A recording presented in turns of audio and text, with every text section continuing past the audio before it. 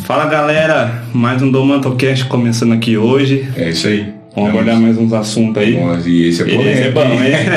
Esse é polêmico. Esse eu vou falar pra você. Eu acredito que é sucinto e tem... É muito válido, né? A gente precisa conversar. Precisamos abordar esse tema que nos dias de hoje tem se tornado corriqueiro. Tá complicado mesmo.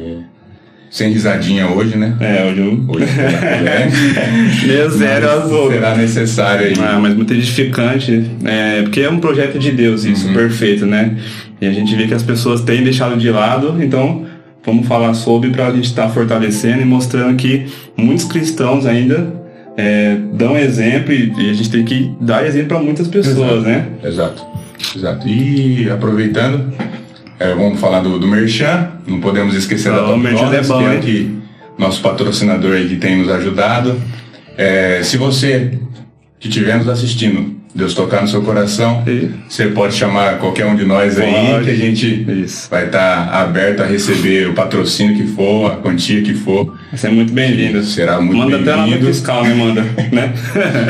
Para não ter nenhum BO. Compramos uma câmera. Isso. E manda lá. Para não ter nenhum tipo de BO e evitar, né? Muito bem-vindo. A gente dá graças a Deus, porque hoje será um tema de suma importância. Trouxemos um convidado muito especial aí. É uma honra. E é uma honra que ele está aqui participando com a gente. Assim que a gente convidou ele de bate-pronto, nos atendeu e falou, não, vamos lá, esse assunto tem que ser tratado mesmo. Então, a gente gostaria de apresentar Fábio Suziger. Fale aos nossos corações através dele aí, tá bom? Show. Amém. Obrigado pelo convite. É uma honra para mim também estar aqui falando sobre esse assunto, né? Falar sobre casamento, sobre casais. Realmente estamos vivendo num mundo onde muitos casais hoje estão se separando, não estão valorizando o princípio, né, da palavra de Deus. E esse é um tema realmente muito relevante e eu estou honrado para poder trazer esse assunto para vocês. Bom. Falando um pouco de mim, né? Sou casado, tenho 2 filhos, um filho de 2 aninhos agora. Aí eu tenho o Pietro, 2 anos, a Lorena, de 12, vai fazer 12 agora, mês que vem. E muito feliz, casado há 15 anos, agora em novembro faço 16 anos de casado. Em propriedade. Ficamos aí, eu e minha esposa, na liderança na Igreja do Nazareno por 7 anos, num ministério que chamava Oficina de Casais. Hoje eu tô com o meu trabalho apenas também no YouTube, que chama, um canal chama 3 Dobras. Então aí quem quiser acompanhar meu trabalho... Sigam aí, pessoal. Toda semana eu costumo postar uma mensagem nova ali para os casais. Interessante. Da hora. E tô muito honrado, vamos lá. Vamos trinchar nesse assunto. Com as perguntas aí, tô aqui para ser útil. Abordado vários assuntos, né? Bastante. E vamos lá, vamos desenrolar isso aí. Antes da gente entrar no assunto, acho legal a gente conhecer um pouco mais você, Fábio. A gente já recebeu aqui nesse começo de podcast, né, pessoas que já nasceram em berço evangélico, né, o famoso berço evangélico, e outras não. E cada uma a gente vê que foi uma história diferente, como que foi legal, né, os que estão permanecendo desde o começo, vamos dizer, e outros que no meio da vida ali se converteram. E como foi com você? Como foi sua história cristã? Você podia contar pra gente? Legal. Não, também eu fui um desses que não nasceu no lar evangélico. A minha esposa, sim, mas eu conheci o Senhor com 17 anos. Legal. E me batizei já em seguida. E tive um encontro com Deus, um acampamento, onde nesse acampamento eu fui batizado com o Espírito Santo, e de lá pra cá eu nunca larguei os pés do Senhor. Nunca mais foi o mesmo, né? Nunca mais foi o mesmo. E realmente não dá, né? Depois que você conhece a palavra, conhece a verdade, não dá pra voltar mais. Então, tive essa fase aí de adolescência, como todo mundo, né? Mas fui conhecer realmente o Senhor foi com 17 anos. Legal. E hoje sua família, parte dela é convertida? Como que... Meus irmãos todos são, meu pai também. Então, assim, da minha família, só tios que hoje não são, mas da minha casa, todo mundo hoje partilha da minha gratificante. Penso. Então, vamos entrar no assunto. Vamos lá. O que a Bíblia nos ensina a respeito do propósito do casamento? Bom, eu creio que primeiro, antes da gente entender o que é o propósito do casamento, né, eu acho que a gente primeiro precisa entender o que é casamento. E para a gente entender melhor o que é casamento, a gente precisa ler lá em Mateus capítulo 19, versículo de 4 a 6, onde ele diz assim: não tendes lido que desde o Criador, desde o princípio, fez o homem e a mulher, e por essa causa deixará o homem pai e mãe e se unirá à sua mulher, tornando-se os dois uma só carne? Portanto, que Deus uniu, que Deus juntou, não separe o homem. Então, a primeira coisa que a gente precisa entender aqui, que aqui nesse versículo, os fariseus, eles estavam tentando fazer uma pergunta para Jesus, uma pergunta ali meio para deixar Jesus sem saída. Queriam encurralar ele. E eles vêm com uma pergunta para encurralar Jesus, mas Jesus ele sempre devolvia com outra pergunta, né? E com base nisso, a primeira coisa que a gente precisa entender aqui, que Jesus está querendo falar para esses fariseus e que ele quer nos ensinar, é que casamento ele não é uma instituição humana. Casamento é uma instituição divina. E no dia que a sociedade e no dia que a igreja perder isso de vista, o casamento ele se fragiliza e o divórcio cresce. E é isso que nós temos visto. Muito divórcio, né? Muito divórcio, principalmente depois da pandemia, a gente viu o número crescendo muito mais. Depois eu vou trazer alguns dados para vocês aqui que vocês vão ficar assustados com o número de divórcios que nós temos hoje. E isso é algo que assim, tem tocado meu coração para falar da palavra de Deus para casais. Porque realmente é uma área onde o inimigo ele é onde é mais bombardeado, mais atacado. Ele quer destruir, né, a família, ele quer destruir o casamento. E nós, como servos de Deus, né, como cristãos, a gente precisa estar sempre vigilante nessa área. E segunda coisa é que Jesus ele deixa aqui implícito e até claro que casamento ele é a relação mais profunda entre o homem e a mulher. Por quê? Porque casamento ele é tão glorioso que justifica o desligamento do homem com seu pai e com a sua mãe. Por isso que ele diz: por isso deixou-me pai e mãe e se une a sua mulher, tornando-se os dois uma só carne. Então, além do casamento ser uma aliança aqui, o propósito do casamento, eu entendo, o casamento cristão, é produzir a imagem de Deus no casamento. E Adão, quando a gente vai lá para Adão e Eva, né, Adão precisava de alguém ali para completá-lo. E Deus, o que ele fez? Ele trouxe a Eva, tirou da costela do Adão a sua auxiliadora. Só que muitas vezes a gente tem essa falsa expectativa, né? E a gente coloca essas expectativas no nosso cônjuge. Só que a gente tem que tomar cuidado com isso, porque muitas vezes a gente tira a nossa responsabilidade como marido e joga para a esposa. Isso aí é perigoso. E muitas vezes a própria esposa ela acaba tomando o papel que não é dela, que é do marido. Então, a gente tem que ter esse equilíbrio dentro do casamento. E eu vejo também que um outro propósito aqui é a gente produzir filhos para Deus. Bom, você pode me dizer, às vezes vai ter casais que não têm filhos. E não é que eles não queiram ter, mas às vezes eles não puderam ter filhos. Mas esses casais que não têm filhos, eles podem produzir filhos espirituais. Então, eu enxergo dessa forma. Então, esse para mim é o maior propósito do casamento. A gente gerar filhos espirituais e trazer essa imagem de Cristo para dentro do nosso casamento. Amém? É muito importante isso, né? Porque a gente vê, cara, hoje como que tá defasada essa imagem do casamento, né? Eu vejo assim que a gente escuta, né, por aí, hoje muito essa questão de relacionamento aberto, que tipo assim, um casal não precisa necessariamente o homem ser só de ter uma mulher só e a mulher ter um homem só. Como que você vê isso, Fábio? Por que chegamos a esse ponto, assim, na sua opinião, assim mesmo? Por que tá tão defasado? Será que é uma questão de ego das pessoas? eu vejo assim que tá cada dia mais... o casamento perdeu, assim, o sentido. Esse que você acabou de falar, né? O porquê, eu fico me perguntando. E hoje entra naquele primeiro episódio nosso do secularismo. As coisas têm se tornado um avalanche que o que é certo é errado e o errado está cada vez se sobressaindo como certo. Então, tá complicado. Eles estão tentando trazer o mundo para dentro da igreja. Uhum. Falta então, do jeito, né? O nível de divórcio dentro da igreja está tornando 50% do que está no mundo. E isso é muito grave, né? Muito grave. Então, assim, quando a gente vê um homem ter mais de uma mulher, isso se chama poliandria.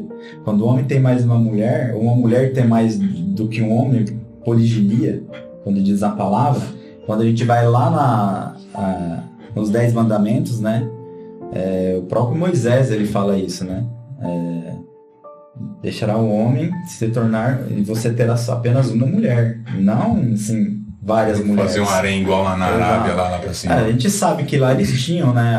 Antigamente, né? Antigamente mais uma cultura, né? Uma cultura, mas... mesmo assim, Deus, ele proíbe isso, né? Isso é pecado. Então, é meu ponto de vista.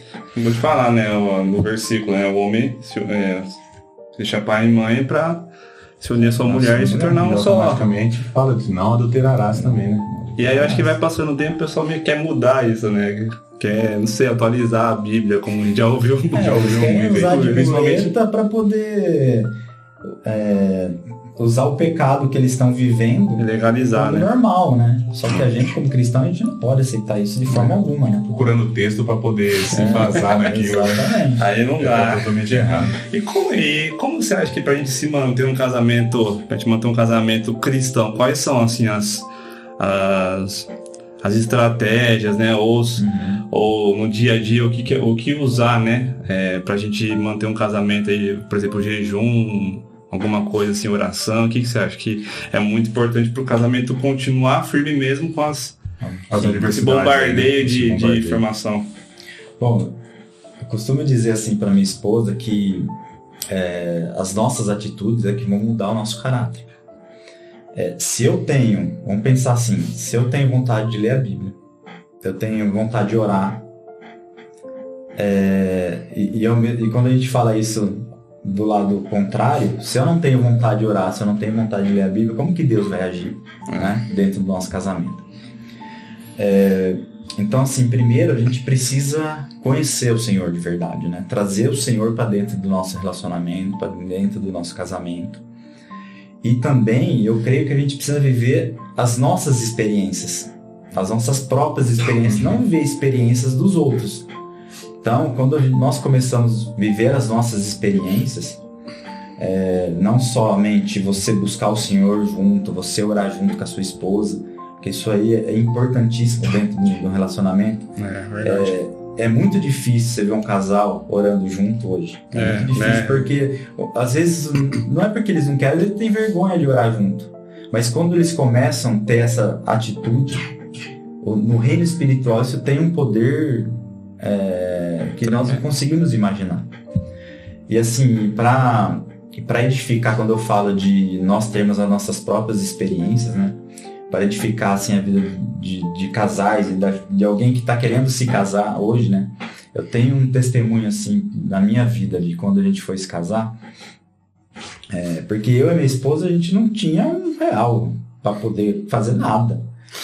Eu estava terminando a faculdade. A minha esposa ainda tinha mais 2 anos de faculdade. A gente falou, vamos casar? Vamos. Só que ninguém tinha dinheiro. Falei assim, então vamos. Feia, né? Marcamos um casamento pro ano seguinte. Sem ter nada. Pra eu pagar minha faculdade, eu tinha que juntar 2 salários para pagar a faculdade de mês que eu deixava atrasada. Eu falei, como que a gente vai fazer isso? Como que a gente vai pagar a faculdade? Vamos comprar nossa casa, vamos ter uma festa. Eu falei, cara... absurdo, né? Que jeito, né? Aí a gente começou a agir pela fé, como você disse. Falei, vamos agir pela fé. Então tá bom. Deus ele prometeu que ele ia dar pra gente. Eu tinha um Celtinha na época, Celtinha branco. E tinha um casal de amigos nossos que tava mudando de cidade e precisava de um carro. E eles tinham um terreno. Aí que eu fiz? Dei meu carro para eles, peguei o terreno no lugar. Começamos aí, né? Os milagres já começaram aí. Aí a gente passou na frente de uma casa que estava construindo, estava quase acabando.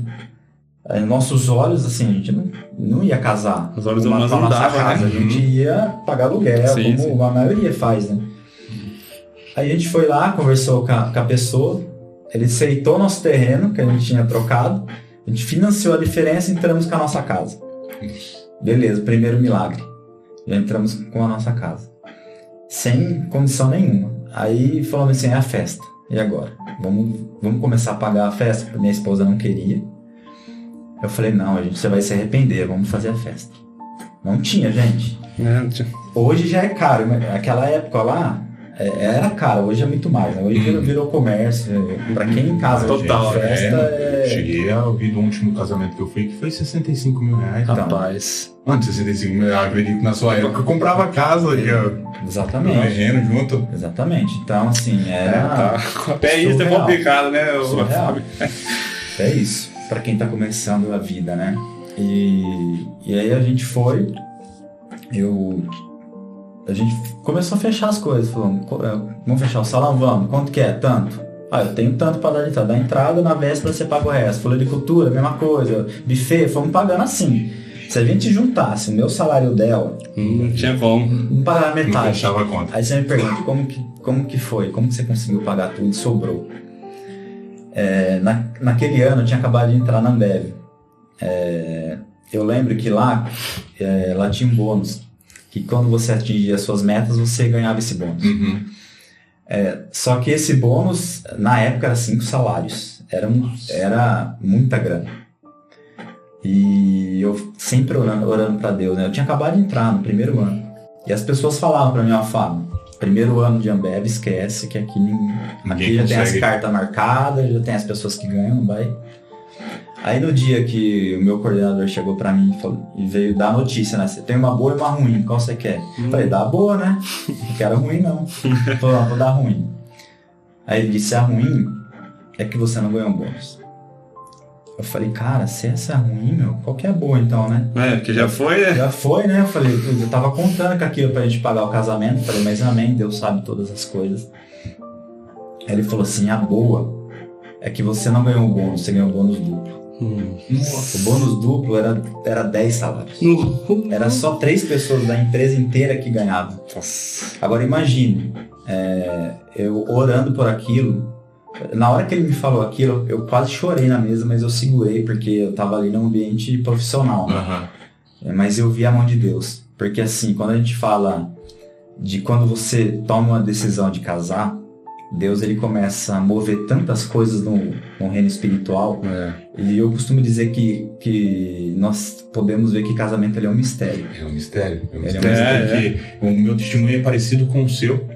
Nós, na época que a gente ia casar em novembro, dezembro do ano, mas tivemos que adiantar entre 8 a 9 meses aí, porque meu pai, por ser pastor, ele aceitou uma proposta lá no Paraná, próximo dos familiares da minha mãe. E embarcamos para lá. Era o desejo do meu coração morar no Paraná, da minha esposa, noiva na época, vamos para lá. Só que ela ficou aqui e eu fui para lá. Então, não tínhamos praticamente um tostão furado. Né? Mas o nosso casamento a gente conseguiu fazer. Tivemos 2 festas. Olha que bem. Por incrível que pareça, tivemos 2 festas, porque eu, desde o início, tanto ela como eu, estipulamos que não iria ter cerveja no nosso casamento. E não teve. E daí, por conta disso, o meu sogro, minha sogra gostaram, e eles falaram, nós vamos fazer em separado. Então, eu falei, tudo bem, sem nenhum problema, vocês querem fazer. A gente não deixou de ir lá. De honrar o outro lado da família. Isso, e aproveitar lá com eles e tudo. Mas fomos abençoados dessa forma. E esses tempos atrás, a gente, na época que a gente estava noivo, a gente saiu no bairro lá onde a gente morava, antes de mudar para o Paraná, e meio que fomos procurar terreno, procurar casa, como que ia ser, como que não ia ser. Até que a gente encontrou uma casa, eu peguei um papel que eu estava junto, desenhei a casa do jeito que eu queria e guardamos. Aí esses dias eu encontrei o papel e eu lembrei como que é a nossa casa lá no Paraná. Olha aí. Igualzinho tá no papel. Deus Só que a casa quem deu a entrada da casa foram os meus tios, porque a gente já tinha toda a mobília pronta. Os meus tios falaram, vocês querem a mobília ou vocês querem os 5 mil reais de entrada? Então, mas não tem. Pegamos 5 mil de entrada e demos na casa. Vale. E daí, automaticamente, eles que fizeram todo o procedimento de o habits, tudo certinho, fizeram todo o procedimento. Quando a gente foi ver, a única coisa, para não dizer que é idêntico ao que a gente tinha imaginado, é o banheiro. O banheiro eu tinha feito no fundo. Entendi. E o banheiro é feito na frente. Mas é igualzinho, 50 metros quadrados. Igualzinho. Não, Deus ele é maravilhoso, gente. Como você mesmo falou, família, Deus ele ama a família, mano. Ele ama a família. Move montanha mesmo, né? Porque da onde você menos espera, surge. Igual quando você vai ter filho. Exatamente. Surge pessoas assim que você nunca imaginou e Deus abençoa, né, mano? É o passo de fé, né? Que a gente tá falando, né? Porque não adianta a gente só ter fé, né? Mas igual esse testemunho que vocês contaram, vocês tiveram fé, vou fazer. Eu também, quando fui casar, falei, não, vou fazer e acabou. E se a gente fosse ficar pensando, né? Depois você para, você fala, mano, não. E hoje, quando o casamento saiu, eu não tinha o tostão furado. E hoje muitos usam de muleta, né? Do tipo assim, não vou fazer porque não tenho condição. Mas, a condição vem do Senhor, né? Ele é o dono do ouro e da prata.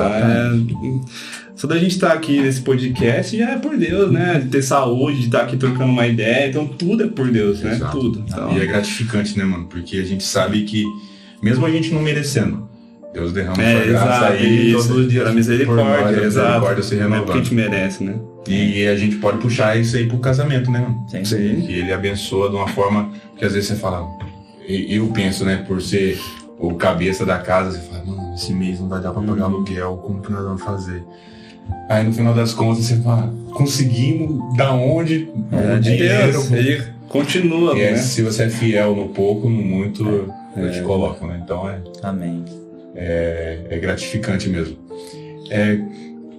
Eu sei que, tipo, como você mesmo falou, existe uma diferença religiosa muitas das vezes aí. Tem gente que nasceu no lar evangélico, tem gente que não.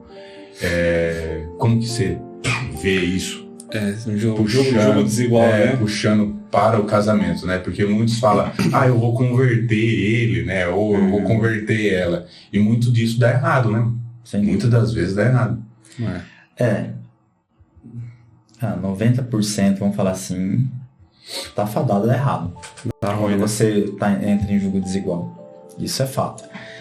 Aí quando a gente lê lá em Mateus capítulo 18, de 19 a 20, ele diz assim, ainda vos digo mais, se 2 de vós na terra concordarem acerca das coisas que pedirem, isso lhes será feito por meu Pai que está nos céus. Pois se acharem 2 ou 3 reunidos em meu nome, aí estou no meio deles.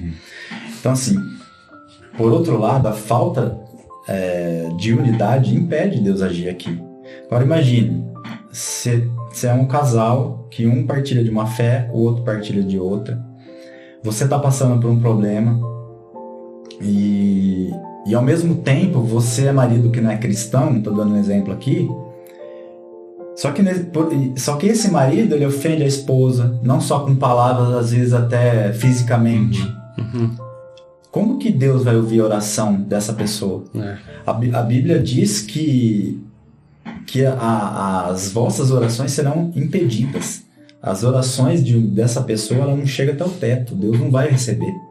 Então, assim, eu partilho da opinião e minha recomendação para quem quer casar, case com alguém da mesma fé. Porque senão, no reino espiritual, ele vai ter muito problema. Porque assim, o homem ele é mais difícil, né? Principalmente o homem, a mulher que ela é crente, ela casa com uma pessoa que não é da mesma fé, é muito mais difícil o homem vir pro lado dela. Sim. Então, assim, eu aconselho casais se casarem com pessoas da mesma fé. Para eles crescerem juntos e Deus receber também, né? Sim, esse crescimento espiritual dos dois como casal, né? É isso. Tem idade para casamento? Não tem? Se a pessoa ela é menor de 18 anos, ela tem que ser emancipada, né, para casar. Porque tem muitas denominações que, né? Ela até pode casar, mas ela tem que assinar um termo, né? Os pais têm que autorizar, né? Mas assim, por lei, né? Entendi. Uma outra coisa assim que eu vejo assim nos dias de hoje, né? Voltando até a falar um pouco sobre filhos. Porque assim, acho que o filho ele é um legado, acho que a Bíblia até fala de flechas, né? Que o filho é como uma flecha, né? E, cara, isso é muito precioso, né? Eu acho assim, hoje também tenho 2 filhos. E às vezes eu fico olhando pra eles assim e eu preciso até olhar mais com esses olhos, né? Confesso assim, porque eles são uma continuidade de um legado, né? Sim. E como que você vê assim, Fábio? Tem muito casal cristão que opta mesmo. Esses já eu falo não os que tiveram algum problema ou algo do tipo, mas muitos que têm a oportunidade e escolhem não ter filhos. Muitos deles porque tiveram problemas com o pai, com a mãe. Né? Eu particularmente não julgo, mas eu vejo que é por isso, né? Às vezes a pessoa teve um problema com o pai, não vou ter filho porque... E aí, às vezes... Eu quero que meu filho passe pelo que eu passei. Da frustração, né? E eu sei que é difícil, às vezes a pessoa deveria até, assim, não sei, pensar, tipo assim, vou fazer diferente, né? Vou criar e vou mostrar que é um projeto de Deus. É possível. É possível. Isso me corrói, assim, às vezes. Como que você vê isso, Fábio, essa questão dos casais que optam por não ter filho? Não vou ter porque o mundo tá... outra coisa que eu vou associar, o mundo tá difícil. Não tá difícil. É muito difícil e outra... Pô, daí é pra essa mãe, assim, as minha mãe... caras, né? Não é fácil manter um filho. Nada contra. Tudo isso. Nada contra, mas já sendo contra os pais de pet, porque automaticamente preferem criar um animal, um cachorro, porque tipo, não tem custo. Mas automaticamente entra em contrapartida, porque... Quando meu filho nasceu, eu tive que doar um cachorro. Eu tinha um maior que eu tive que doar, porque ela dava mais gasto que um filho. Então... Aí eu optei, ou fico com o meu filho que acabou de nascer, ou com o meu cachorro. Então... eu nem que vou ter que fazer. Então, assim, não tem lógica. A inversão de valores, né? Eu acho. Tem muito disso. Vamos lá, boa pergunta. Eu penso assim, lá em Gênesis, capítulo 1, de 27 a 30, Deus criou, ele diz que Deus criou o homem, né? A sua imagem e semelhança o criou. Então Deus, ele disse, cresceis e multiplicai e enchei a terra. Enfim, então Deus, ele planejou a família aqui. E Deus deu ao homem e à mulher a condição de gerarem filhos. Só que, apesar de filhos serem a herança do Senhor, que a gente sabe que é a herança do Senhor, muitos casais não conseguiram ter filhos, como vocês falaram, né? Tem casais que queriam ter filhos e não conseguiram. Agora, quando a gente entra nesse tema de que aqueles que queriam ter e não quiseram ter, aí é o que eu penso. Porque eu não encontrei nenhum versículo na Bíblia que fala que não ter filhos é pecado. Isso não. Mas o meu pensamento é que aqueles que puderam ter filhos e não tiveram, eu entendo que eles vão se arrepender muito lá no futuro. Principalmente lá na velhice deles. Porque vamos pensar na lógica, né? Os nossos pais hoje, quando eles tiverem já com mais idade, muito mais avançada, quem que vai cuidar deles? Meus filhos, E olha o que o inimigo está fazendo. Eu tenho visto reportagens falando que essa geração a geração que não estão querendo ter filhos, primeiro que tem mulheres que não querem ter para manter o seu corpo, então já começa por aí. Preferem ficar viajando, né? Para não ter que ter dor de cabeça com filho. Então, vamos só viajar, não vamos ter filhos. Não tem que acordar de madrugada, nada. Não querem ter responsabilidade. Então, assim, hoje, ok, mas não na frente. Então, tem reportagens falando que esses casais, eles vão se juntar com outros casais para morarem juntos. Olha que absurdo, cara. Rapaz, eu não tinha pensado nisso. Então, assim, e você acha que isso vai dar certo? Não vai, gente. Cada um quer ter o seu espaço, né? Então, assim, isso não vai dar certo. Isso aí é invenção do inimigo, porque as pessoas não têm filho. Então, em muitos casos, para ter sua privacidade, mas depois vai se juntar com outra pessoa que não vai ter nenhuma privacidade. Então, desculpa, realmente, eu vejo que é uma desculpa do inimigo isso aí, o inimigo colocando isso na mente dos casais hoje, para não ter filhos. Então, realmente... É sujo. É sujo e elimina. É um tema muito bem elaborado aí para vocês. O negócio tá feio demais, né, cara? Caramba, o egoísmo realmente todos nós, claro, somos falhos, né? Mas essa questão, acho que, cara, é muito louco isso. Eu vejo muita gente que tem condições e aí a pessoa tá construindo impérios e impérios e, e não tem ninguém. Daqui a pouco, agora, né, o Fábio acabou de falar, daqui a pouco os pais se vão e aí, entendeu? Quem vai ser por você, né? Ter esse cuidado, esse amor, exatamente, né? Exatamente. A família realmente... A Bíblia diz, né? Honre seu pai e sua mãe, para que honre seu dia. Exato, Então, assim, e até mesmo, vou mais além. Hoje eu tenho um casal de filhos, né? Mas por muito tempo a gente também não conseguiu ter o segundo. Mas não porque a gente não queria ter, a gente não estava conseguindo. Mas eu vejo que aqueles que têm um só também, também priva o filho de não ter um irmão, né? Porque assim, eu tenho 2 irmãos. Eu sempre cresci com 2 irmãos e eu penso nisso também. Por que eu não vou dar essa oportunidade pro meu filho, pra minha filha, né? Que eu só tinha ela antes. Então, realmente, é complicado você olhar para todos esses ângulos aí. Uma coisa que me veio aqui agora, entrando nesse assunto mesmo que você acabou de falar, eu acho que é muito legal compartilhar, porque acho que tem muitos casais que passam por isso. Você comentou que tem um filho de 2 e uma de 10. Vai fazer 12 agora. São 10 anos de diferença, né? 10 anos. Como que foi isso, Fábio? Porque muitos falam, né, dessa diferença, que tem que ser o menor possível, tal. E como que foi essa... como que vocês receberam isso? Como que foi esse processo para acostumar, assim, vamos dizer? Uma ótima pergunta. E, assim, eu ouço muito isso também, né? Tenta ter um perto do outro para crescer junto, né? Tal. E quem puder, eu aconselho, sim, ter perto. Mas não mudou nada na minha vida. Pelo contrário, a minha filha mais velha, a Lorena, que tem 12, ela ama de paixão o Pietro, que tem 2. É a vida dele. E o que ela faz, ela tira dela para dar para ele. E hoje também a gente já tem uma maturidade também, né? Já passou pelo primeiro filho. A gente tem mais paciência com o segundo. Então, assim, aquilo que a gente errou com o primeiro, a gente não erra com o segundo. E eu vejo que a gente tem muito mais paciência realmente para lidar, mesmo com a distância e o tempo, né? Mas isso não muda nada.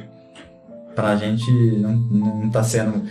Ia ser a mesma coisa se eu tivesse perto ou se eu tivesse agora com diferença de... o amor é o mesmo, né? O mesmo, cuidar. Tem que cuidar, né? De qualquer jeito. Mas daí entra naquilo que ele mesmo falou. Vai da criação, né?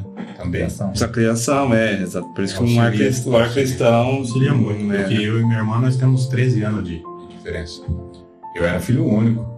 Claro que, aí, tá vendo? Por ser filho único, eu sempre quis um irmão, um irmão, e daí meu pai e minha mãe não podiam ter, por N motivos. Mas quando teve, automaticamente, em contrapartida, veio o ciúmes, porque era tudo meu, né? 13 anos, só de boa. Mas eu perdi um pouco de privilégio. Isso aí é importantíssimo, isso que você tá falando, porque quando meu filho nasceu, a gente trabalhou muito isso na mente da minha filha. Então, assim, a gente procura o tempo todo não fazer diferença. Justamente porque a criança, ela perde o lugar. Mas... E antes era tudo pra mim. Mas tudo. Filho único, você mesmo sabe disso daí, né? Eu sei até onde. Então, esse privilégio, você fala, mano... Vou perder.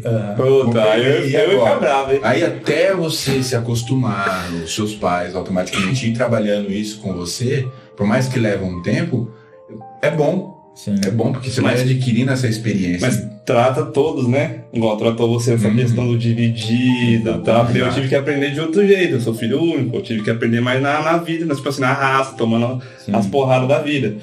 Mas no seu caso, vocês que tiveram irmãos, vocês já aprenderam mais ali dentro do lar. É muito melhor você aprender dentro do lar do que aprender fora. E daí entra no que ele também falou. A gente vê que a criação de não é a mesma quando tem o segundo.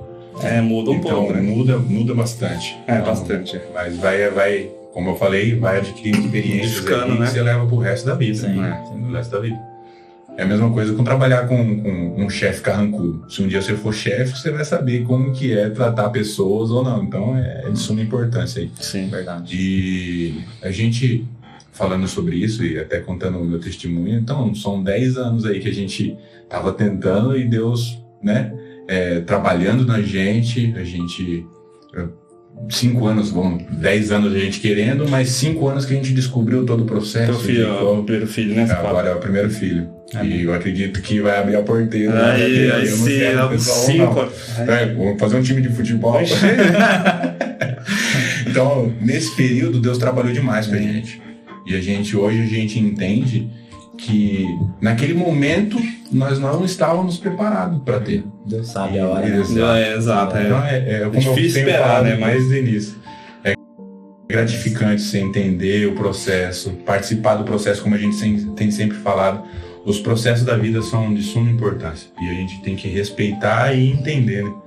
Isso aí. E falando sobre isso, acredito até que muitas das vezes existe alguns conflitos no casamento, né? A gente vai entrar nesse tema agora. E como resolver os conflitos de maneira...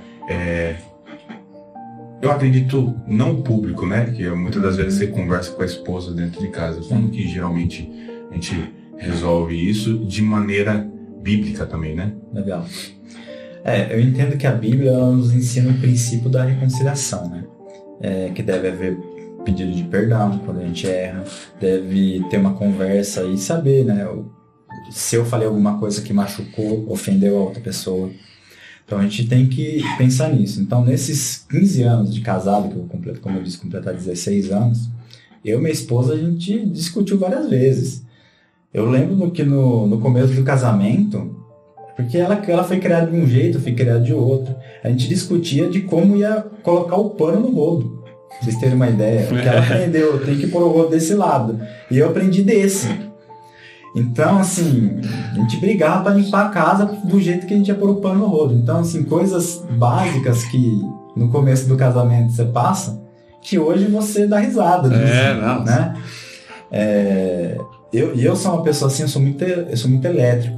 Eu vejo roupa lá na máquina, já pego, lavo, estendo, recolho, vejo louça na pia, eu vou lá e lavo. E no começo do casamento, isso ofendia ela. Ela falou, cara, você faz tudo, deixa eu fazer alguma coisa. Deixa um pouco pra mim. E ainda, como ela estava estudando ainda, ela ia conversar com as amigas, ela fala assim, Paula, você é doida, deixa seu marido fazer. Quem dera, né? Eu tivesse um marido imagina isso, que fizesse isso pra mim. Aí, só que ela foi contar isso pra mim muito, muito depois, ela não contou lá quando a gente casou. Então, assim, e eu queria deixar uma frase aqui, que essa frase eu acho que pode ajudar muita gente, que a inteligência acaba quando começa o grito. Meu pai sempre falou isso aí. Então, assim, começou a ter gritos, acabou. Aí começa a discussão. Começa a querer ganhar no grito, né? Então, assim, um dos dois tem sempre que ceder. E de todos esses anos, eu tenho um coração assim que eu cedo muito. Então, assim, quando eu percebo que mesmo quando ela errou, eu vou lá e eu peço perdão. Falo assim, vamos consertar, a gente nunca dormiu brigado. Obrigado, deixar o sol se pôr sobre a nossa ilha, né? A gente nunca dormiu brigado. Podemos ter tido as rusgas, mas a gente sempre se reconciliava ali na mesma hora, e eu ia lá, eu pedia perdão mesmo quando ela estava errada, para poder realmente não piorar o casamento. Sim, né? E olha que interessante que diz em Efésios 4:31, ele diz, toda amargura e ira, cólera e gritaria e blasfêmia e toda malícia sejam tiradas entre vós. Então é isso, gente. Eu entendo que para ter essa reconciliação tem que ter perdão, tem que ter diálogo, né? Tem que você entender que a outra pessoa também ela tem os seus sentimentos. Sim. Você tem os seus sentimentos e a gente precisa lidar com isso. No casamento, vou fazer 12 anos de casado. E dar o braço a torcer todos os dias. Renúncia. Se for querer levar ferro e fogo aí, é discussão o tempo todo. Sim. Com certeza. E daí é onde vai minando o casamento, né? Exatamente. Vai tirando essas rusgas aí, não vai dando certo. É por isso que tem muito divórcio, porque quando começa a ter essas confusões, né? Essas brigas, e quando tem dois que é do mesmo vamos falar assim, do mesmo gênero, ainda eles não conseguem se perdoar e não conseguem pedir perdão pro outro, aí o caminho é estreito. Exato. E não sei, mas entra naquela uma das primeiras perguntas que o Gui disse, que eu também falei do secularismo. Muitas igrejas têm deixado de lado de falar sobre o casamento, de ensinar sobre o casamento, porque eu quando casei, não sei você, mas eu quando casei eu tive o curso de padrinhos e noivos. É a mesma coisa, quando você vai fazer uma faculdade. Você estuda para fazer uma faculdade, para você se especializar naquilo. Só que a gente não estuda quando a gente vai casar. A gente não faz um curso para quando a gente vai casar. A maioria das pessoas não fazem. Quando você vai ter filho, você não estuda para ter filho, você vai aprender na marra. E só que hoje tem tantos ensinamentos para isso, para casamento, para filhos. Se todo mundo se preocupasse previamente com isso, entrava no casamento e teria seus filhos assim, com mais tranquilidade. Muito mais fácil, né? Então a gente precisa ensinar mesmo, assim como nós estamos fazendo esse podcast aí, que eu acredito que vai alcançar muitas pessoas, precisa falar hoje em dia sobre casamento, como que é, como que não é, como que deixa de ser. Porque não existe casamento conteúdo perfeito. Não existe. O cara tá mentindo, pô. É utopia. É utopia mesmo. O comercial de margarina que o pessoal fala, né? Tudo bonitinho. Não existe casamento perfeito, mas nós precisamos entender que é uma instituição divina. Né? Perfeita de Deus, né? Exatamente. E eu vejo, Fábio, inclusive, que muitos casamentos, né, estão acontecendo em divórcio hoje pela falta simples de comunicação. Eu tenho aprendido muito isso até no serviço mesmo, no dia a dia, né? Como que a gente lida com essa falta de comunicação no casamento? Porque, assim, pra mulher, eu acho, inclusive, a gente brinca, porque a mulher, eu acho que ela sempre vai esperar, assim, o homem falar aquilo que ela acha que tem que falar. Ele, tipo assim, ela acha que ele já sabe. Perfeito. Né? E às vezes uma simples falta de informação, gera uma discussão que... Boa. Né? E isso em todas as áreas. Sim. Até no sexo, em tudo mesmo. Porque às vezes eu vejo que muitos casais não conversam. E aí vai perguntando para outras pessoas, e aí começa a dúvida fora de casa. Aí começa essa história aí. Ainda vai dando margem. Né? E aí acaba indo para um lado bem errado. Como que você vê isso, cara? A comunicação, assim. Ótima pergunta. Se você olhar na geração dos nossos pais, era muito pior a comunicação. Tem casais hoje mais velhos, eles não se falam, não se conversam, não sabem o que passa um com o outro. Cabeça, né? E estão juntos porque se acostumaram. Tipo assim, vai isso mesmo. Amigos, devem pra onde ir, continua dentro da minha casa. Eu acredito que essa área ela é uma área das áreas mais sensíveis dentro do casamento, do relacionamento. Porque a comunicação, né, ela, como você bem disse, no lar, não é só o que eu falo, mas o que a outra pessoa entendeu o que eu falei. Então, quando começa por aí, o cônjuge ele se perde aí nas palavras, seja as palavras mais ríspidas, e começa a ter esse atrito, já não começa mais a ter respeito. Quando começa a perder o respeito, aí já está caminhando para um precipício o casamento. Esfriamento, né? Aí cai no esfriamento. Então, a palavra de Deus, ela não partilha e não ensina dessa forma, né? Desse mesmo jogo, né? De você tratar e devolver a mesma moeda. Mas o que nós vemos nas escrituras é justamente o contrário. Quando a gente vê aqui em Provérbios 15, ele diz que a resposta branda desvia o furor, mas a palavra dura suscita a ira. Então, a gente precisa ter essa habilidade também dentro do casamento, de entender que a nossa esposa ela é o vaso mais frágil, né, do relacionamento. E quando a gente vai para esse princípio, a gente acaba tendo problemas mais sérios de comunicação aqui. E em Colossenses 4:6 diz que a palavra sempre seja agradável, temperada com sal, para saberes como deveis responder a cada um. Então, nós maridos, a gente tem que ter muito cuidado de como a gente vai falar com a nossa esposa, porque nós somos muito mais racionais do que emocionais, né? Elas são mais emotivas, né? Então a gente precisa ter disciplina aqui e ponderar as nossas palavras, porque às vezes a gente quer falar de um tom e para ela soa de outro, exatamente. Um jeito de comunicar, né? E a esposa também, às vezes ela fala de uma forma e você entende de outra, então precisa ter esse equilíbrio dentro do relacionamento. Amém? Você falou sobre, né, a gente estava falando sobre conflitos e desafios. Quais são as responsabilidades, principalmente do marido para com a esposa e também vice-versa, dentro do lar, em cima das escrituras? Porque a gente sabe que são várias as coisas que a gente precisa fazer, né? Então não é só simplesmente jogar a responsabilidade para a mulher. A gente tinha comentado, né, das responsabilidades que você falou de jogar, né? Sim. Exatamente. O que eu vejo, tá? 1 Coríntios 7,3, ele diz que o marido deve cumprir os deveres conjugais. Começa por aí. Para com a sua mulher. Da mesma forma, a mulher para com o seu marido. Então, ele diz que a mulher não tem autoridade sobre o seu corpo e nem o homem tem autoridade sobre o corpo dele. Então, quando a gente entende aqui que casamento, quando eu olho para essa passagem, ele diz que casamento ele é monossomático. O que é monossomático? Ele diz, tornando-se os dois uma só carne. Então, a palavra soma significa corpo. Então, quando o homem se casa com uma mulher, a mulher se casa com o homem, os dois se tornam uma só carne aqui. Ou seja, o casamento e o sexo, antes do casamento, ele é proibição. Mas o sexo no casamento é mandamento. O sexo antes do casamento é fornicação e é pecado. Mas o sexo fora do casamento é adultério. E traz maldição para o casamento. Traz maldição. Mas o sexo no casamento é mandamento. Então, de tal maneira, se um rapaz e uma moça, ao namorarem, forem para a cama, eles estão pecando.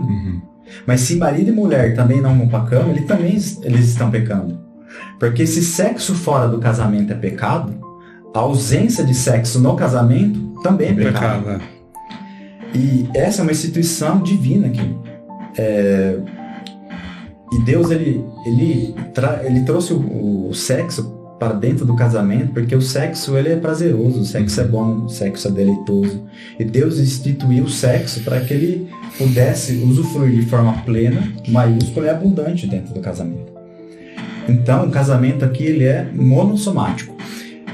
Agora, eu queria deixar aqui algo registrado para os casais, dizer uma coisa aqui, que eu tenho visto assim, muitos casais se divorciando, porque eu creio que a oração dentro do casal, dentro do casamento, ela é importantíssima. Para todo cristão, não pode faltar oração. Mas eu tenho visto alguns casais se separando, não pela falta de oração. Impressionante, mas pelo excesso.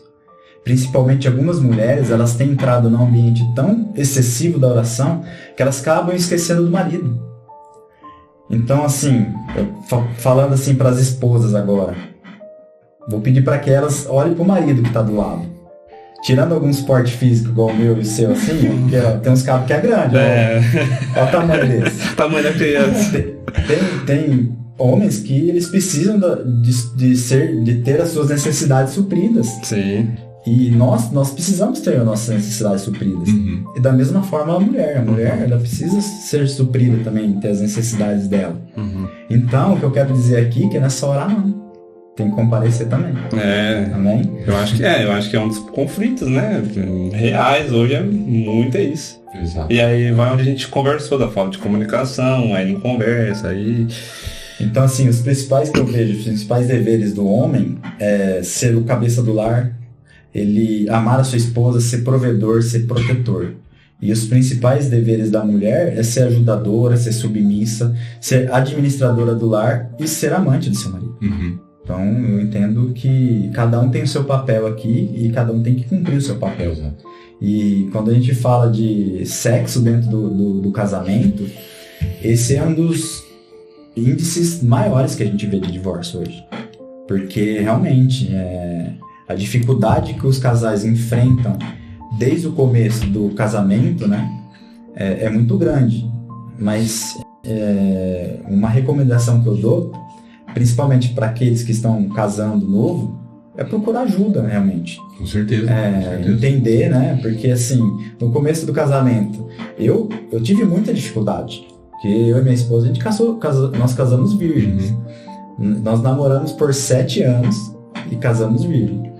E no começo, pra gente, a própria igreja, ela traz um tabu muito grande, né?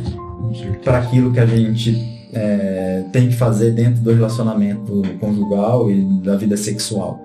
Então a gente teve que buscar ajuda, a gente buscou, a gente entendeu, cada um tem que entender o corpo do outro, para poder saber o que ela gosta, o que eu gosto, porque se você quiser só você se satisfazer e não satisfazer o outro, começa a ter problemas, né? Vai dar ruim.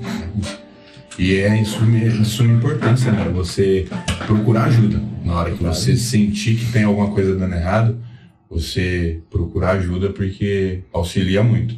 Eu, quantas vezes, perguntava pro meu pai, por ser pastor, depois que ele veio a falecer, também conversava com o meu pastor.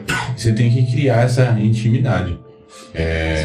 Claro que você não vai sair contando os pormenores, porque eu acredito que não tenha necessidade. Mas no momento certo você pedir ajuda, conversar, que seja com seu pastor, sem dúvida, é necessário. Para que é quase uma sessão de psicologia, né? Exatamente. Você descarrega porque assim, ali. o problema muito importante. Tem muitos casais que vão pedir ajuda depois que já tá se divorciando. Eu tô assinando o divórcio aqui. A corda tem 5 fios, tá segurando só por um. Tá dentro um, né? Exatamente, esse é o problema, realmente. Mas essa pedir ajuda antes. Pedir ajuda antes de Com certeza. Até entrando nesse assunto, o que acaba acontecendo é muitas traições, né? Até de ambas as partes hoje, né? Não só do homem, mas da mulher também. Como que você vê essa questão, Fábio? E a gente vê muitas pessoas perguntando se traição tem perdão, se a pessoa, algumas denominações meio que obrigam, entre aspas, a pessoa continuar junto. Nesse caso de uma traição, vamos supor, o que a Bíblia fala sobre isso? Ou, né, como que a gente pode falar sobre se isso é válido ou não? E se você tem algum dado sobre os divórcios, tem a ver com isso? Como que tá essa questão? A palavra de Deus diz que o casamento ele não é compulsório. O que ele quer dizer com isso? Quando a gente olha lá em Mateus capítulo 19, no versículo 10, a palavra de Deus diz assim: disseram-lhe seus discípulos, dizendo para Jesus, se assim é a condição do homem relativamente à sua mulher, então não convém casar. Em outras palavras aqui, e o pano de fundo que os discípulos estavam usando aqui, é que eles estavam acostumados aqui com uma coisa muito leve, muito mais light, muito mais relativo, muito mais concessivo aqui. Mas Jesus, ele estreitou. Ele falou, o Senhor, como ele começou a pegar pesado aqui mesmo. Ele falou assim, se o negócio é desse jeito mesmo, os discípulos falaram, então é melhor não casar. E olha o que diz o versículo 11. Jesus, porém, ele respondeu, nem todos são aptos a receber esse conceito, mas aqueles a quem é dado. E nós vivemos aqui numa sociedade extremamente concessiva aqui, relativista, onde os preceitos de Deus, eles são jogados e a vontade humana que está querendo prevalecer hoje. Tá casado? Ok. Teve uma briguinha ali, separa. Tá com dificuldade no relacionamento? Vamos separar. Incompatibilidade de gênero que a gente vê hoje, separa também, não deu certo. No motivo, né? A pessoa perdeu a beleza que tinha ali no começo, vamos trocar uma de 40 por duas de 20. Vai, troca pra você ver o que vai acontecer. Agora, pensa num veneno destilado pelo inferno hoje, que estão se colocando e colocando dentro das igrejas, que é essa frase, mas eu não tenho direito de ser feliz? Muitas pessoas, eles falam que tem direito. Eu não tenho direito de ser feliz. Você tem direito de ser feliz. Mas você só vai ter direito de ser feliz debaixo da presença e dos mandamentos de Deus.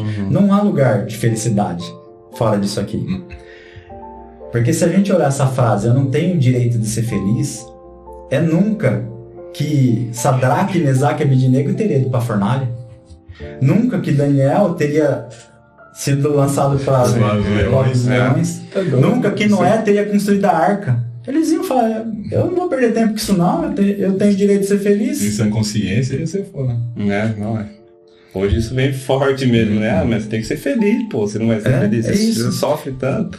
E um tempo atrás eu tava conversando com uma pessoa que ele tava passando uma dificuldade ali no casamento. E ele me chamou para conversar e eu saí dali muito, muito feliz depois dessa conversa. E ele falou, Fábio, eu entendi o que você tá falando.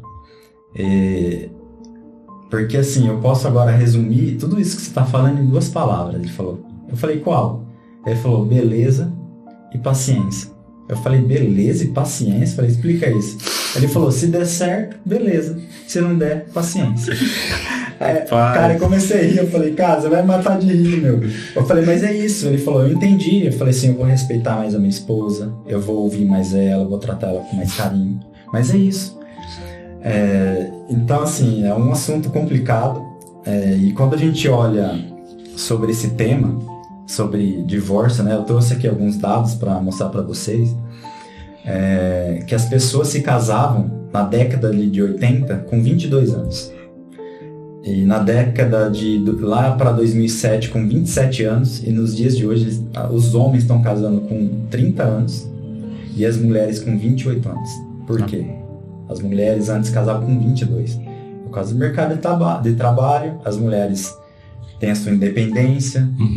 Muitas vezes as mulheres ganham mais que os homens.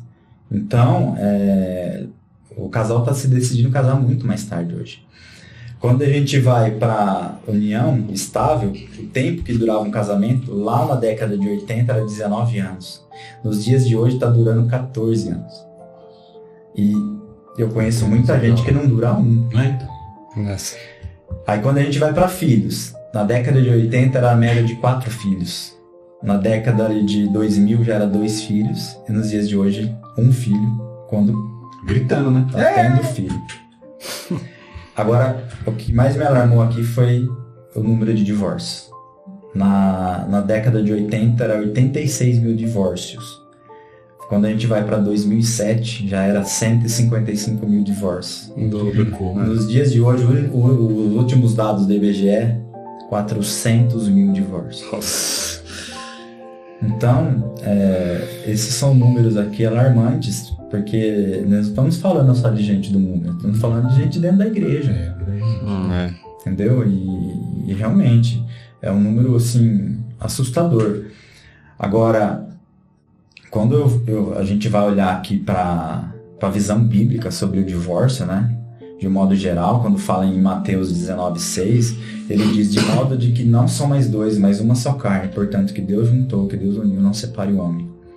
Então, algumas pessoas aqui, elas criam algumas justificativas para o divórcio. Eles dizem, bom, quando eu casei, eu não sabia muito bem o que era isso. Eu casei meio que despercebido. Eu não tinha... Minha família queria. Não era contra a vontade dos meus pais. Muitas vezes eles casam contra a vontade do pai. Aliás, eu nem orei para casar. Então Deus não tá nesse negócio, não. Eles falam isso. Agora, será que não estava mesmo? Porque mesmo quando um rapaz e uma moça se casa sem reflexão, mesmo sem a bênção, a permissão de Deus aqui, a permissão dos pais, porque Deus está abençoando, contrariando aqui todos os ensinamentos, Deus ele ratifica essa aliança.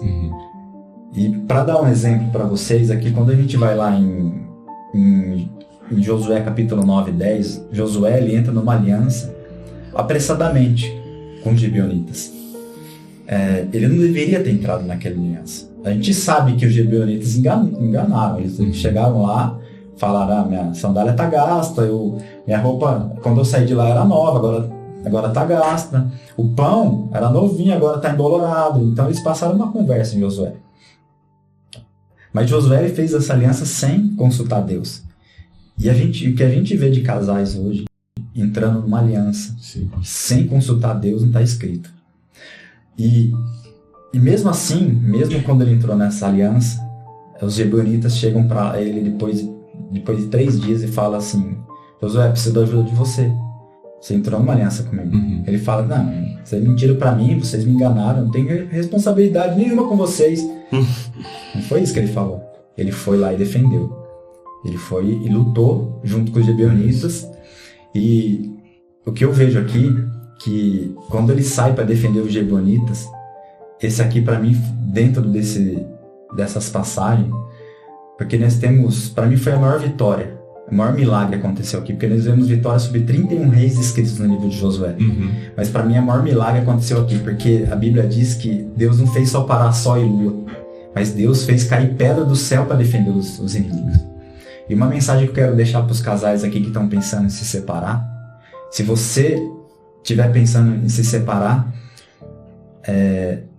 quando Deus, você toma uma decisão diante de Deus, se você quiser ver Deus diante dos seus inimigos, se você quiser que Deus ele lute e ele batalhe pelo seu casamento, Deus ele vai honrar, porque quando você decide lutar pela aliança que você fez diante de Deus, Deus ele tá naquele negócio.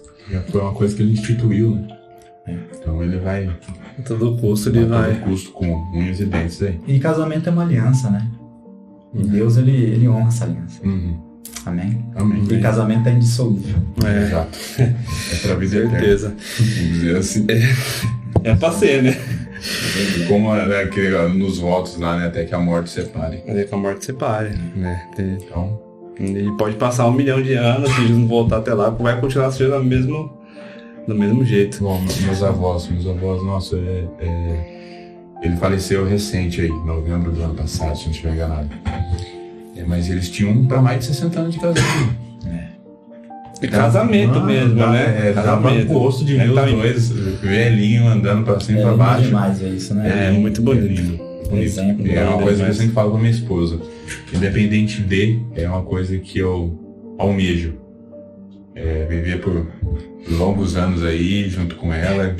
Crescendo agora, junto, né? Como assim, eu já tô aproveitando a gravidez, aproveitar depois as crianças que vão vir aí, porque eu sei que Deus ama isso aí, Deus tá no negócio.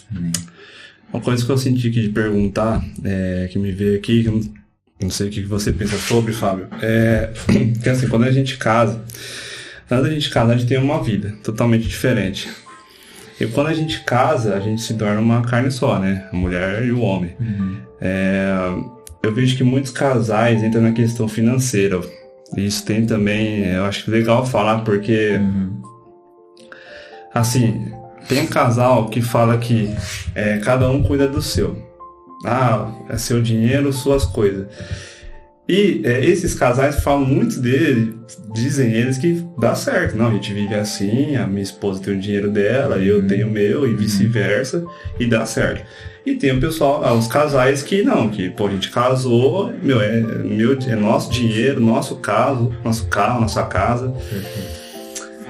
Como que você vê essa questão? Acho legal a gente abordar, porque eu vejo muito isso. Inclusive, passei no casamento. No começo do casamento, a gente vai arrumando esses... Até alinhar as coisas. Vai alinhando, exatamente. As culturas, como a gente falou, são diferentes. Sim. E é uma coisa só, né? Como que você vê isso, cara, hoje? Esse é um tabu que muitos casais vivem, realmente. Eu, com a minha esposa, nem no casamento. A gente desde quando a gente já estava noivo, a gente já unificou as nossas finanças. É porque ninguém ganhava pouco mesmo, né? Não compensava, né? Não tinha muito pra correr, né? Mas a gente já começou ali no noivado, a gente já praticar isso. Porque isso é um princípio bíblico de você dividir, né? Não dividir. Porque quando você divide as finanças, você está quebrando um princípio que Deus estabeleceu. Então, assim... Pode dar certo para alguns casais? Podem, mas não é um princípio bíblico. Então, assim, o que a Bíblia diz é que a gente tem que juntar tudo aquilo que a gente ganha para que Deus receba as nossas finanças, né? E que essas finanças elas sejam prosperes, né? E que o inimigo não venha tocar em nós. E esses dias eu tinha um colega no serviço que ele falou, não, mano, minha esposa não divide, mas cada um com o seu, não adianta dinheiro não. Esses tempos atrás eu precisei pegar dinheiro emprestado dela. E se você não pagar, como que você faz, mano? Então, eles Você não vai têm colocar na cabimento. justiça? Não tem cabimento na hora deles. Não faz sentido. É uma só carne. Pode processar, né? Entrar na justiça contra minha esposa, porque contra meu esposo, porque ele pegou dinheiro emprestado e não pagou. É complicado, hein? É pior que ele agiota, né? É complicado. Dormindo literalmente com o inimigo.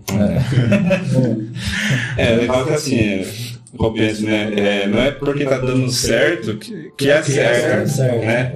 Acho que a gente já ouve falar isso, né? Porque, tá dando certo que Deus lá de cima tá assim, ó, tá ok, pode continuar que tá tudo certo pra mim também. Não necessariamente. Então é isso. Cara, maravilhoso, hein? Poder ficar aqui 3 horas aqui falando de casamento. Tem mais assunto aí, gente. Se o Fábio quer falar mais alguma coisa, se ele tinha mais algum assunto aí. Não, eu quero. Se faltou alguma coisa a gente abordar, lógico que quando a gente chamar, mas se faltou alguma coisa pra agora, né? Não, eu acho que a gente abordou muita coisa aqui. Realmente, falar sobre casamento, a gente ficaria aqui horas. Né? Até se for colocar a história de cada um aqui, vai. É muito bom, cara, muito bom. Acho muito rico em conhecimento, né? Foi importante esse período que a gente teve aqui, de suma importância, como eu tenho falado desde o início. A gente quer agradecer pela vida do Fábio, que dispôs, né? Veio. Agradeço. É um assunto. Atendeu aí, gente, aí, muito obrigado. Eu agradeço e conte comigo aí quando precisar. Show. Queremos encerrar daquela forma. Não esqueça de compartilhar, de seguir, se inscrever no canal, de suma importância. Ative o sininho aí que a partir desse mês aí a gente. Cada final de semana a gente vai postar um vídeo por semana, né? Essa é a intenção. Bastante conhecimento, conteúdo legal, como esse com o Fábio, entre outros, né? A gente tem vários, como a gente brinca, né? Vários scripts aí pra gente poder destrinchar com alguns convidados. Muito bom. Então, não perca, ative o sininho. Qual que é o canal, Fábio, mesmo? Chama 3 Dobras. 3 Dobras. Quem estiver assistindo, siga lá também, que conteúdo vocês viram aí que é top. Tem embasamento e sabe o que tá falando. Sabe. Obrigado. Então, a gente agradece. Não poderia faltar aquele presentinho camarada. Outra coisa, viu? Cacau Show. Se quiser patrocinar. Fica à vontade, a gente Obrigado. Obrigado. E, pessoal, até a próxima. Que Deus te abençoe e fale aos seus corações. Fique com Deus. Fique com Deus. Forte abraço. Valeu. Deus abençoe.